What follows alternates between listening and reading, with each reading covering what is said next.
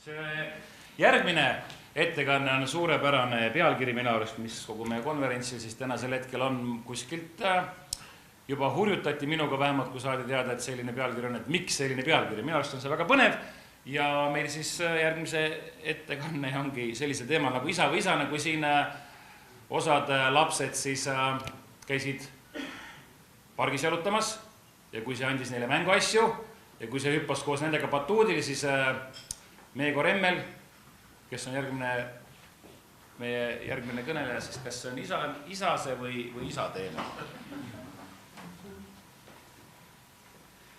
Tere päevast! Mul on hea meel näha siin ka mitmeid isasid, eriti omaenda isa. Mul on hea meel isa, et sa tulid mind toetama. Ja ma võin öelda julgelt, et ma olen kasvanud väga terves ja heas isa suhtes. Minul on endal 2 last. Ja ma usun, et nemad on õnnelikud, et me oleme üks pere, me hoiame ja armastame üksteist. See tänane küsimus, mis on nii konverentsile kui ka minu ettekannale antud, tegelikult esitab minule kui isale väga tõsise väljakutse. Selles küsimuses mingis mõttes peegeldub nagu mingisugune suhtumine ka.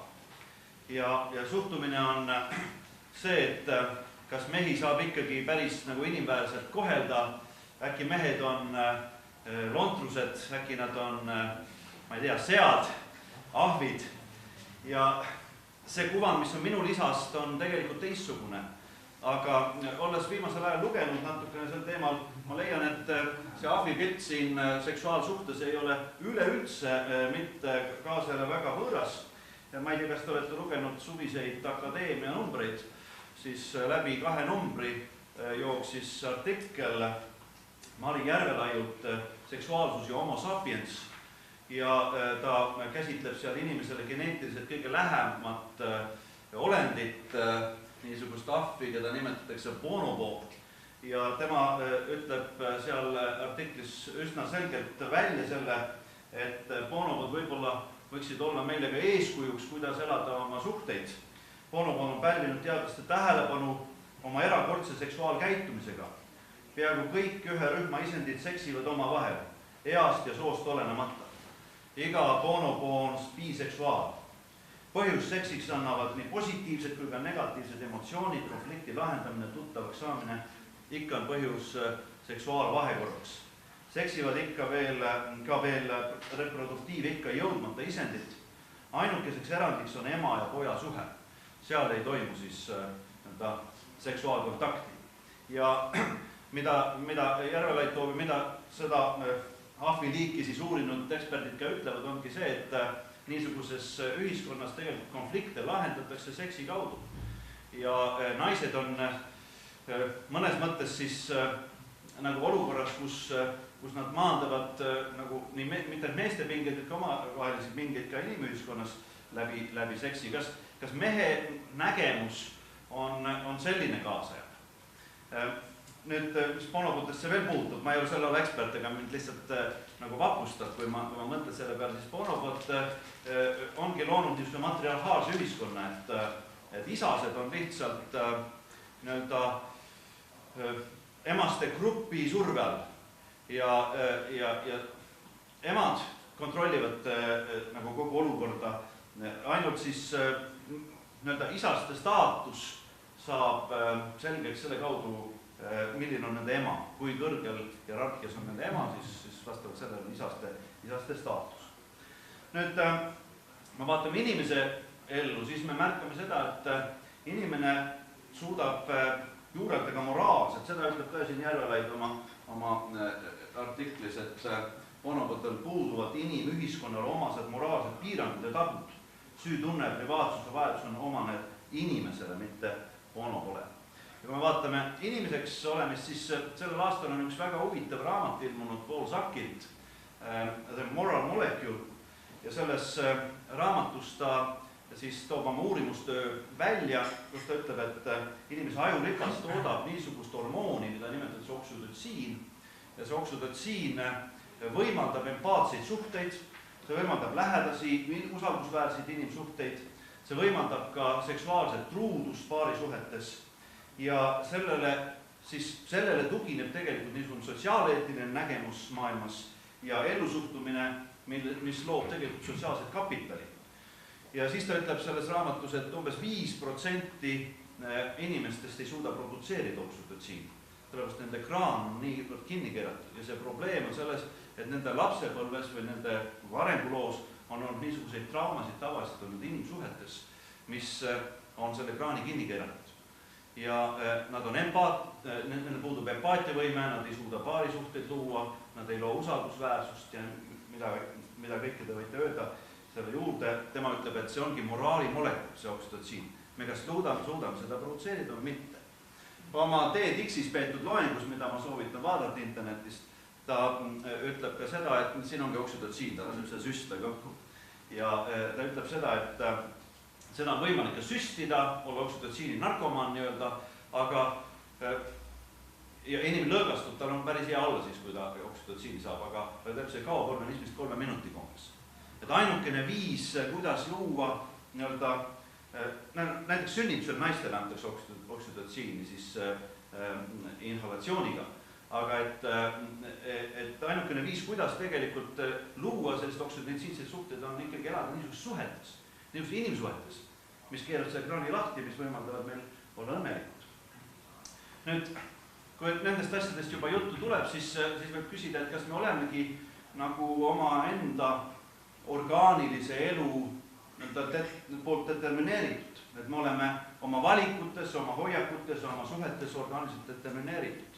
Ehk siis me olemegi isased ja emased ja me olemegi niimoodi determineeritud. Või me oleme moraalselt vabad. Siin ma tutvustaksin veel ühte raamatut Nancy Murphy ja Warren Browni autolusest Did My Neurons Make Me Do It? Ja see raamat püüab käsitleda vaba tahte ja moraalse vastutuse teemat lähtuvalt sellest, kuidas me inimestel on üles ehitatud. Ja nad toovad välja väga palju tasandeid, kus tegelikult me tõepoolest oleme, me reageerime ühiskonnas, me reageerime mitte ühiskonnas, vaid ka loodusele ja selle, mis on lauale, me tahame süüa seda, mis on lauale pandud ja nii edasi. Aga selle raamatu point on tegelikult selles, et isegi siis, kui me oleme determineeritud nii väga paljude mõjutajate poolt, oleme me lõpuks moraalselt vabad otsustama, kas me laseme ennast seal mõjutada või mitte. Oleme lõpuks otsustama võimeliselt ka seda, et kas me allume nendele mõjutustele või me loobume nendest mõjutustest. Ja kui me räägime nüüd siis mehe ja naise vahelist suhtest või peresuhtest tänapäeval, siis ma näen, et siin ongi see probleem, et ühiskonnas on tekkinud nagu selline trend näha inimest pigem niisuguse ahvinäolisena. Näha teda niisuguselt, et ta lahendab kõik oma probleemid nagu oma bioloogilisel tasandil. Aga tegelikult on ta moraalselt võimeline otsustama, kas ta teeb seda või teist. Ja kas ta läheb perekonna juurest ära või ta ei lähe. Kas ta on truu või ta ei ole truu. Ja see paradigma, mille kaudu me vaatame maailma, see määrab väga palju sageli ka me enda valikut, et kas me usume seda või me ei usu seda. Nüüd veel üks raamat ja siin ma tungin natukene juba valdkonda, millest ma loodan, psühholoogid räägivad paremini. On isa-suhte maailmapildi kujunemise vahekord. Paul Witz, New Yorgi ülikooli psühholoogia professor, on kirjutanud minu jaoks rabava raamatu Faith of the Fatherless, Psychology of Atheism. Ja ta toob selles raamatus terve hulga näiteid elulugudes suurisiksuste puhul. Kirjanikud, filosoofid, muusikud, keda iganes nimetada. Ta ütleb, et poisid kujundavad oma maailma vaate sellele, milline on nende isa. Nii nagu on isa, niisugune on maailm. Kui isa on absurdne, siis maailm tundub absurdsena. Kui isa suhe on harmooniline, siis maailm tundub harmooniline. Ja ta ütleb, et niinimetatud efektiivse isa suhte tulemus on sageli see, et nendel poegadel ja pahatihti ka tütardel on raske rajada usalduslikke suhteid. Nad ei suuda uskuda Jumala olemasolu, sellepärast nende isa ei osutunud usaldusväärseks. Nad ei suuda luua usaldusväärseid inimsuhteid, näiteks ka paarisuhet. Kogu aeg rabelevad ja eitlevad selles ja nad peavad tõestama sageli teistest üle sõitma, sellepärast, et ennast nagu kinnitada sellesse maailma. Ja sageli nad ei suuda ise endasse uskuda. Ja see on ka, mis paneb inimesi liikuma pahatihti, et teha midagi teistsugust, näidata, tõestada ennast kellelegi, sellepärast, et ma ei usu ise endasse. Ja Witz ütleb seda, et kui sul on niisugune efektiivne isa suhe olnud, et siis on sinu valik, kas sa leiad endale asendusisa. Sa leiad endale sellise mehe, kes on su mehe eeskuju. ja Vits ütleb, et see võib olla su õpetaja, see võib olla su treener, see võib olla su sõbraisa, see võib olla kirikuõpetaja, keegi, kes peegeldab sellesse maailma nagu teistsugust eeskuju. Ja sealt edasi tuleb jälle see maailmapildi küsimus tagasi, et me võib-olla oleme rohkem mõjutatud asjadest, kui me oskame arvata, aga me oleme vabad valima, mida me edasi teeme. Eesti ühiskonnas täna ongi minu jaoks see põhiline küsimus, kes või kus on meie aja mehe hakatiste isa eeskuju. Vanaisad võivad olla selleks, kui isa on välismaal tööl või midagi niisugust, aga ei saa garanteerida, et vanaisa on olemas, vanaisa võib olla suurepärane. Et kuhu me loome nagu selle meeste mudeli, selle oaasi, kuhu tegelikult ka pojad võivad minna vaatama ja õppima. Nüüd, kui me vaatame nagu ajalukku, siis me märkame seda, et on üks usundi loos väga mõjukas isik, kes on toonud isa kuvandi hästi positiivsele esile, ja see on Jeesus. Jeesus on näidanud seda, et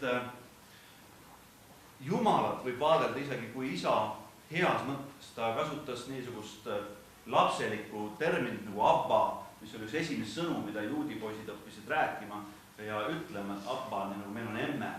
Ja ta ütleb, et Jumal on teie abba, Jumal on teie isa, see issi, kelle juurde sa võid alati tagasi tulla. Ta jutustab loo kadunud pojast, millest on siis Rembrandt maalinud oma kuulsa maali ja ta ütleb, et see kadunud poeg, kes on läinud ja otsinud iseennast ja ei ole kuskil leidnud, ta naaseb tegelikult tagasi oma isa juurde, isa võtab teda vastu tingimusteta just sellepärast, et ta on selline isa. Sellest maalist ja sellest isa suhtest on kirjutanud väga huvitav raamatu Henry Nouwen ja ta on istunud Ermitaažis tunde selle maali ees, kirjutanud seda lugu selle maali järgi ja ta on öelnud seda, et selle maalid on avastanud midagi niisugust, mida kunstiteadlased sageli ei ole märganud, et see isa 2 kätt, mis ta paneb oma poja õlgadel, kui ta tuleb tagasi, 2 kätt on erinevad. Üks on niisugune tugev suur mehe käsi, aga teine on niisugune õrn käsi, peaaegu nagu naise käsi. Ja ta ütleb, et kui tema on ise ennast otsinud, et siis ta noorena arvas, et tema on see kadunud poeg, see noorem poeg, kes läks ja otsib ise ennast ja ta samastab ennast temaga. Kui ta on natuke vanemaks saanud, siis ta mõtleb, et äkki ma see vanem poeg perekonnas vaatab viltu oma vennale, kes tagasi tuleb. Ja lõpuks ta ütleb, et aga ma olen leidnud, äkki ma olen kutsunud hoopis oma isa. Olema niisugune isa, kes panebki käed õlgadele oma pojale ja ütleb, et ma armastan sind tingimusteta, ükskõik, kes sa oled, kus sa oled olnud. Võib-olla nii mõnigi tunneb, et selline tingimusteta armastus on puudu tema elus või see on ebaõiglaselt temalt röövitud. Dennis Rainey ütleb oma raamatus The Tribute, et sellise õiguse võib isale anda andestuse kaudu olla armastav isa. Ja sageli lapsed peavad tulema ja andma, lunastama isad ka välja sellest puntrast, kuhu nad on ennast oma elus kerinud. Kui nad tulevad, ütlevad, aga sa andsid mulle elu, sa tähendad mulle midagi, ma väärtustan selle pärast, kes sa oled minu jaoks. Ja ma olen näinud niisuguseid isasid, kes on leidnud nagu uuesti iseennast pärast seda, kui selline leppimine on toimunud. Ja Piiblis on öeldud ka, et austa oma isa, austa oma ema, see on esimene käsk, millel on tõotus, et su käsi käiks hästi, et sa elaksid maa peal kaua. Võib-olla kui me mõtleme seda Eesti rahvale, siis äkki see ongi meie valem.